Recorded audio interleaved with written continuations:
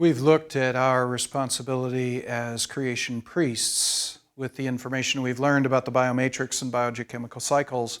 What about our responsibility as kings of the creation? Here we begin with the claim that I would make that we should preserve the bodies, our body's biomatrix. I've spoken about the biomatrix being a world of unseen organisms all around the world. That includes in our own bodies. We have a bunch of microorganisms inside our bodies. How many species we don't even know, but we suspect it's in the many thousands, if not even perhaps millions, of different organisms are in fact living in our bodies, most of which are probably necessary or at least not doing us any harm. We've got a lot to learn about these organisms, but we need to understand that God created those organisms to be in our bodies, and we shouldn't be compromising or destroying those organisms.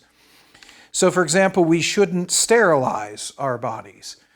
There are some folks in the world who feel, because they're afraid of organisms that might harm them, that they need to wash themselves excessively. They need to keep sterilizing themselves.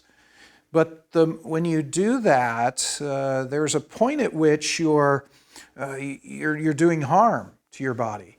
I referred to the microorganisms that are living on your skin that actually function as your first line of defense against organisms that are invading. If you clean yourself excessively, not only do you thin your skin and compromise that particular line of defense, but you kill the organisms that in fact are protecting you. If you sterilize your body too much, you in fact make yourself more susceptible to organisms that might invade. Secondly, do not take antibiotics preventatively. Some people think that, well, if I have to take antibiotics whenever I get ill, then maybe I should take antibiotics more frequently than that to prevent getting sick, so that I don't get sick. If antibiotics kill off the critters that are doing me harm once they're in there, maybe I can keep them from getting in there by taking antibiotics. I've encountered a number of people who take that perspective. So they try to get antibiotics and put them into their body even when they're not sick to prevent getting sick. Turns out this is counterproductive. This is something that actually makes you more susceptible to disease because you've got organisms not just on the surface of your body, but inside your mouth, inside your intestines, throughout the interior of your body. Their function really is to help you in a variety of ways, and included there is to fend off the organisms that are invading your body. If in fact you take antibiotics, which are actually designed to be against bios, life, they're going to kill not just the bad guys, they're going to kill the good guys. They're going to kill the biomatrix that's supposed to be there and some of your own cells, thus actually reducing your ability to fend off the organisms that are invading. It is not a good idea to take antibiotics preventatively. You need to avoid that altogether. You take antibiotics, you kill life only when it is necessary to do so, only when killing a particular organism that's killing you actually results in your survival. Secondly, we should preserve the planet's biomatrix. Besides preserving our own body's biomatrix, we should do what we can to make sure we don't destroy the biomatrix God created across the planet. For example, we should not pollute. We have actually looked at this in a variety of ways, variety of perspectives. We don't pollute to destroy beauty. We don't pollute in this particular case to destroy the biomatrix. In this particular case, we can define pollution as putting too much of something into the world that the biomatrix is designed to take out. Remember, the biomatrix's function is to decompose things that need decomposing, is to make unpoisonous those things that are poisonous, and so on and so forth. That's its function. When we put too many things into the environment that the biomatrix can't handle. We put too many poisons into the environment or put them in at too great a rate that the biomatrix organisms can't make them unharmful. That's polluting. When we put too many things into the environment that can't be, too many things to be, for the biomatrix to decompose, we are polluting. So the biomatrix is designed for a particular function. If we overload that function, that's what we consider pollution.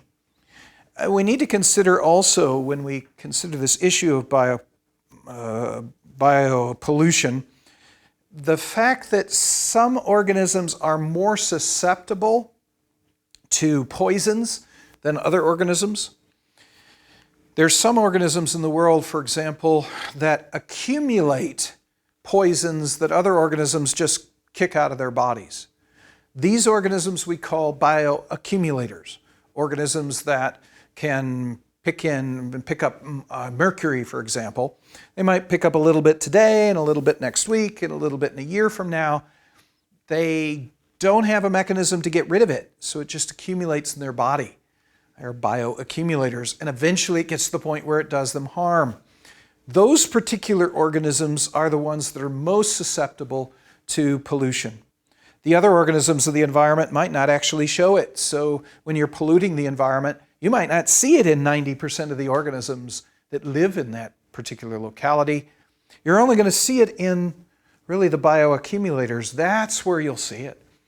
We need to be aware of the organisms that are the bioaccumulators and watch them. They would be our first indicators that in fact we're doing something to pollute the environment. But in addition to bioaccumulators, there's also another effect that's important to understand here, something called biological magnification. This is where bioaccumulators that are higher in the food chain are at even greater risk. Let's say you have a bioaccumulator who is, that's a plant. They're accumulating dangerous material, and eventually the plant is not only in danger, but the things that eat the plant are also going to be poisoned by that accumulation. But let's say the one that eats the plant is also a bioaccumulator. That organism is going to collect everything the plant accumulated, plus everything else it eats accumulated, and it's going to have even more poison accumulated in its body than anyone else. In fact, if you have let's say the highest predator, the eagles of an environment are bioaccumulators, and every organism that they eat and every organism that those organisms eat are bioaccumulators, there's going to be a higher concentration of poison the higher you go up the food chain. This means that very often the highest predators in an environment, the organisms that have no other predators above them, but they predate on those things that are beneath them, they are the ones that probably will show the evidence of pollution first of all. Examples in this category of instances where pollution has been a problem in the past would include acid rain. Acid rain is a phenomenon where rain falling down from the sky is more acidic than it is supposed to be. We have to acknowledge that rain usually is acidic. When water drops through the air, it picks up carbon dioxide. Carbon dioxide dissolves into the water droplet, because there's carbon dioxide in the atmosphere. When carbon dioxide is in water, dissolved in water, it produces hydrochloric acid. Very, very weak hydrochloric acid, but nonetheless, it makes the water a bit acidic. By the time the water lands on the earth, by the time rain lands on the earth, it is just slightly acidic.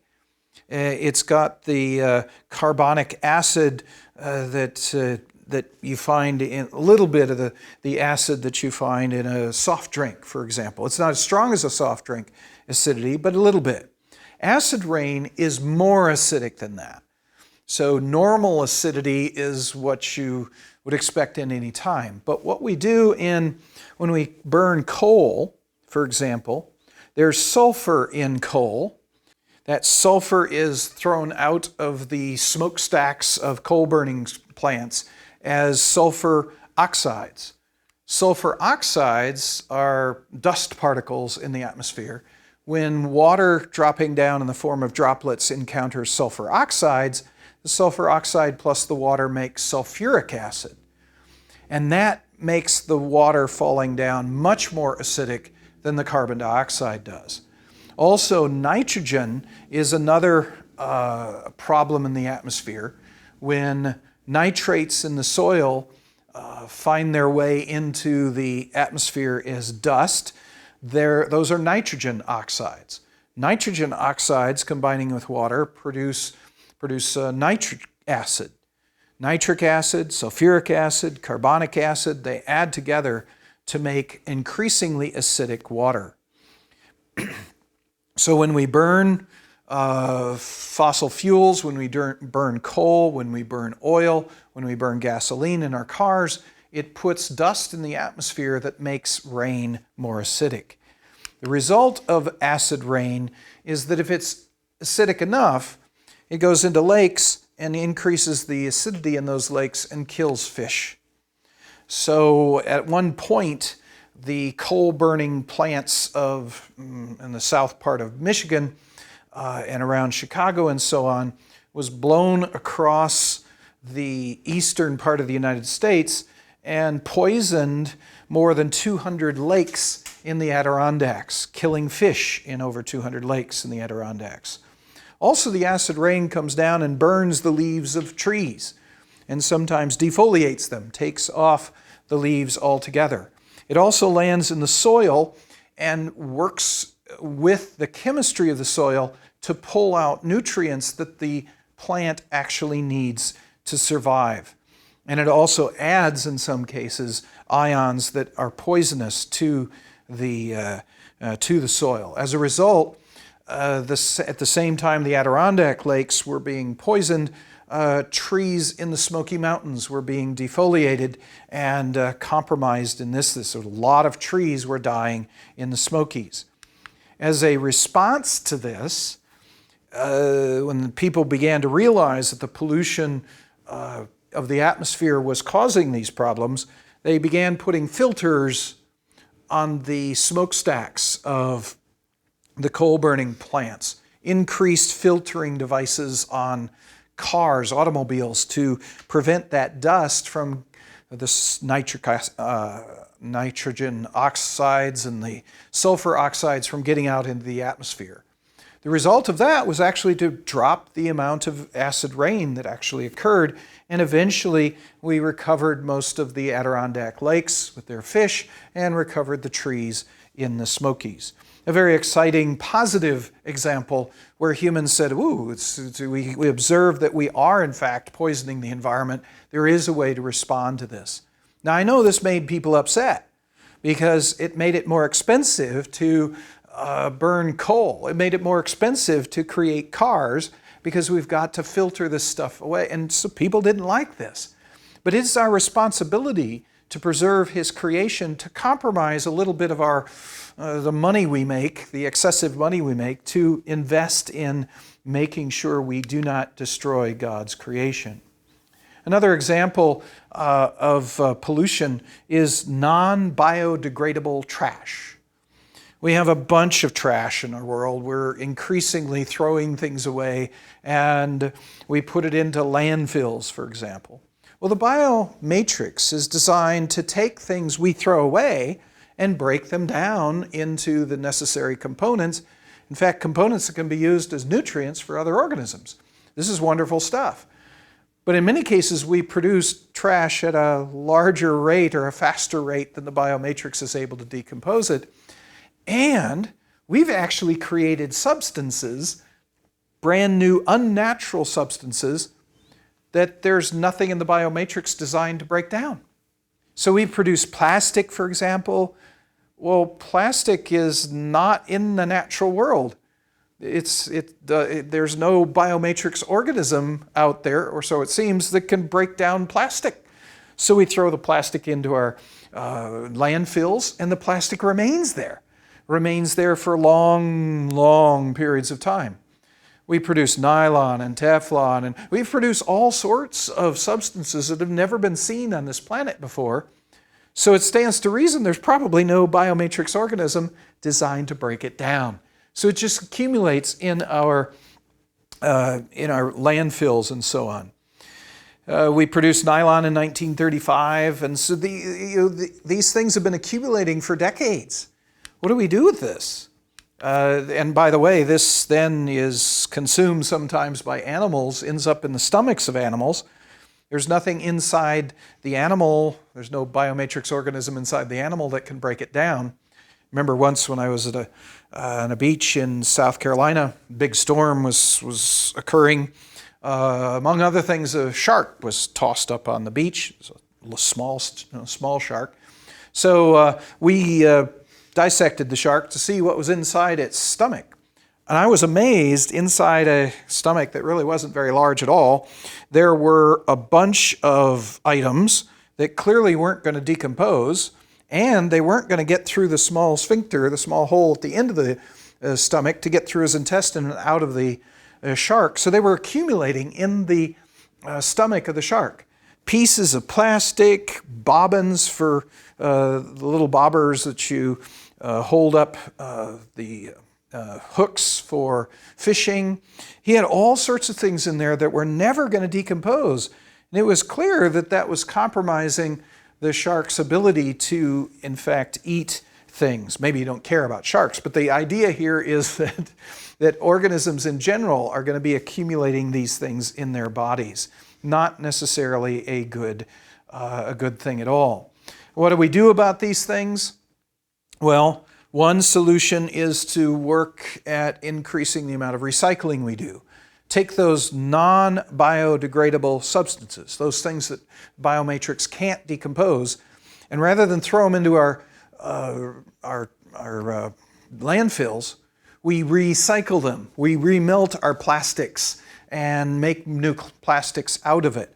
This will decrease the amount that's actually tossed into landfills. Another possibility is to replace our non-biodegradable materials with biodegradable materials. In other words, those defined as substances that the biomatrix can actually break down. And we're beginning to develop biodegradable plastics. This would be the appropriate way to proceed.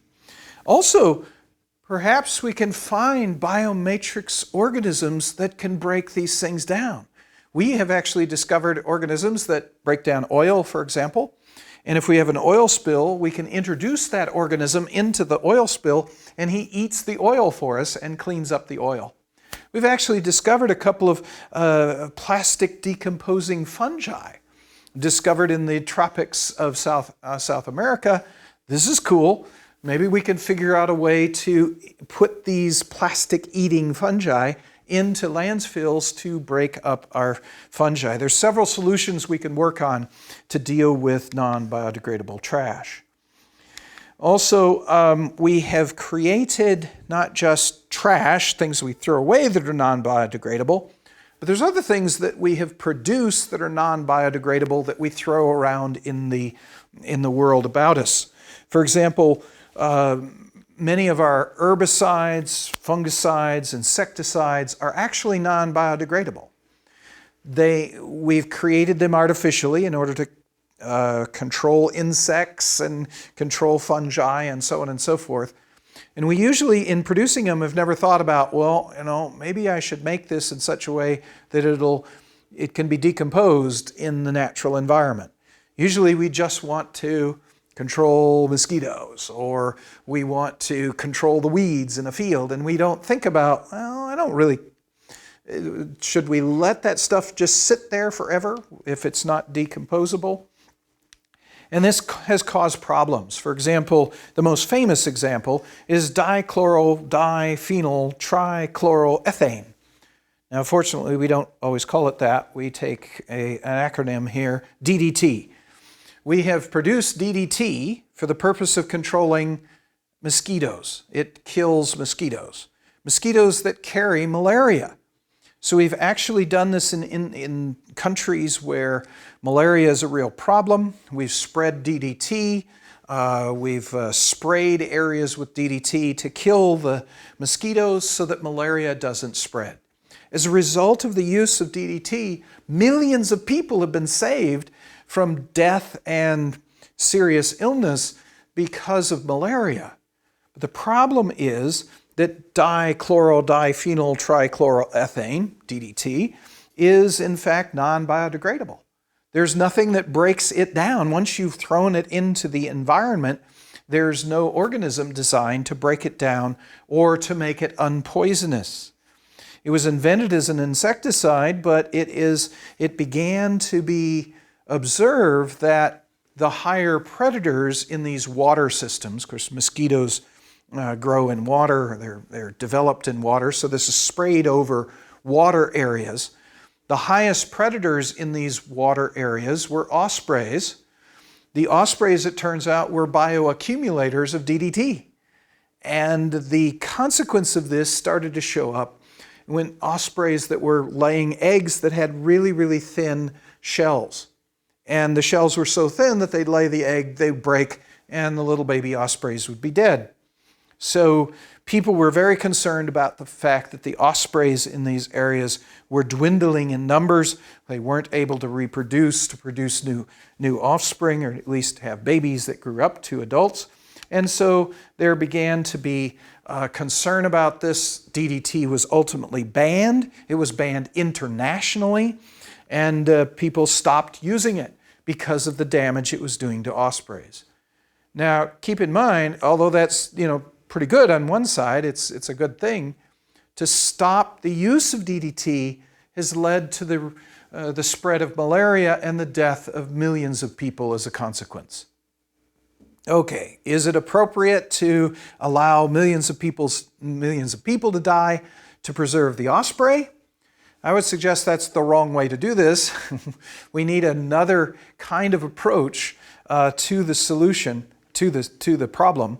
We have a problem. It's good that people tried to solve it, but you don't solve it by killing off humans to save animals. You try to avoid killing anything, but if you have to kill something, you kill animals to save humans, not the other way around. Comes to heavy metal mining, we've got yet another example of pollution. In this particular case, what we're talking about is mining things that involve what we call the heavy metals. Usually there's a bunch of things associated with the heavy metals that when you bring the heavy metals up to the surface, the other things kind of fall out on the ground. Those things are often quite poisonous. The things associated with heavy metals and heavy metals are destructive to life. A classic example is Ducktown, Tennessee. Mining of heavy metals in Ducktown resulted in that general area, hundreds of square miles, completely destroyed of life. Killed the plants, the animals, everything in a huge area. Complete devastation because the heavy metals were just simply poisonous.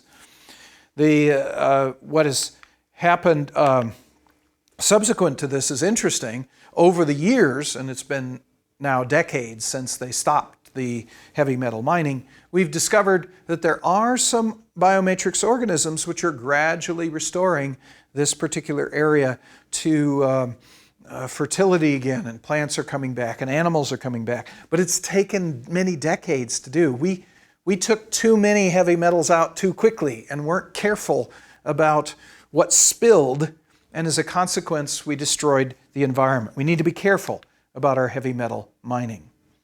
In addition to preserving the plant's biomatrix, we should be enhancing the biomatrix as well. This is kind of cool because I've already mentioned the fact that we did discover a fungus that actually breaks down plastic in South America, which is very encouraging.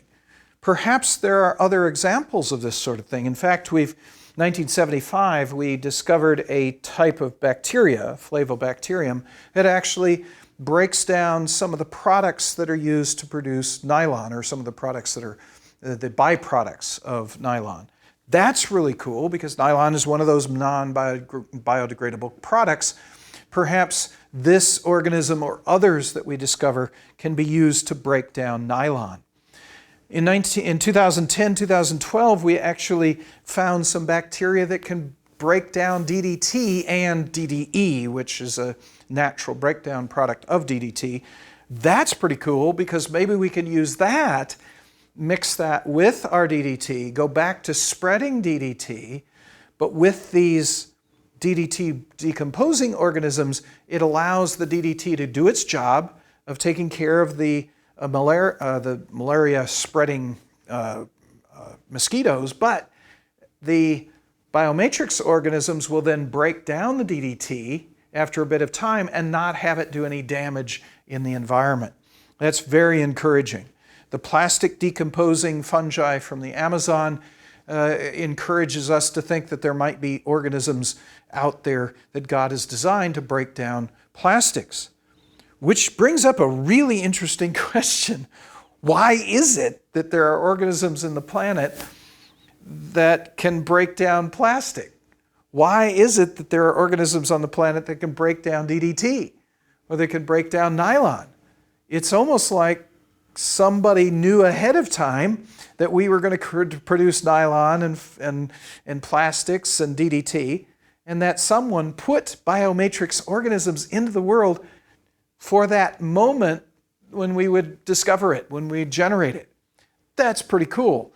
That's talking about God having thought ahead of time about the things that we would create and introducing organisms into the environment at the creation that would be ready to take care of the trash that we produce so many years later. That also suggests, and so although that's a little bit surprising, I think it's understandable that God would have done something like that. And if He did, there's probably a lot more of those out there.